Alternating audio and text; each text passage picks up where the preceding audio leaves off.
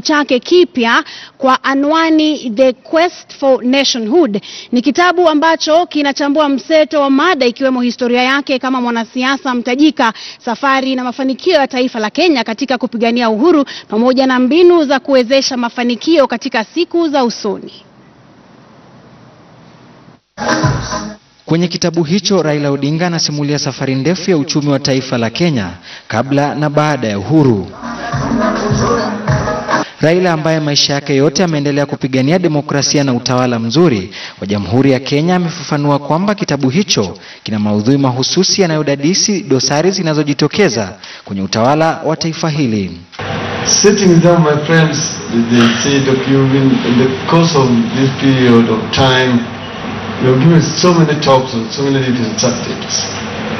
And we think that these things should not just go to waste, we can put them together in a book form. From the time when I was in the opposition, to the time when I was Minister for Energy, when I was Minister for Roads and Public Works, when I was a Prime Minister, and all those other lectures. So this book is a product of that, we've synthesized it. Simulizi baada ya simulizi kwenye kitabu hicho ni kichocheo murwa kwa vizazi vijavyo, akiwapa vijana picha halisi ya safari ndefu ya kuleta mabadiliko nchini Kenya na jinsi alivyohusika moja kwa moja.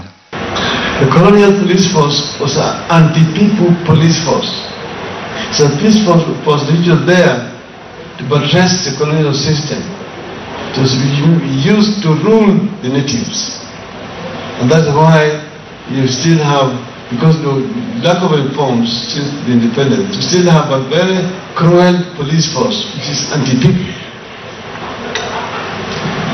So we, then on the other hand, you have the process for change, which wanted to transform the society and make it more user-friendly to the people. Miongoni mwa viongozi waliohudhuria hafla hiyo walikuwa ni Kalonzo Musyoka, Musalia Mudavadi, Professor Peter Anyang' Nyong'o na wengine wengi. But those who make change, fundamental change in society, rise as a result of long-term vision, pushed by sacrifice and dedication, working with others and realize that times changes, and when times change, you also have to change accordingly. Bishop Augustine of Hippo, this is the last thing I'm saying about Raila. Bishop Augustine of Hippo once said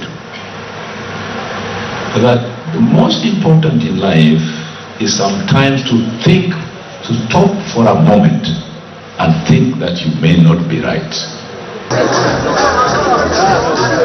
Kitabu hicho kinauzwa kwa bei ya shilingi 200 pekee, pesa za Kenya, na kina sura 11, kila sura ikizamia mada moja kwa uhalisi wa aina yake na kwa undani zaidi. Willy Lusige, KTN News.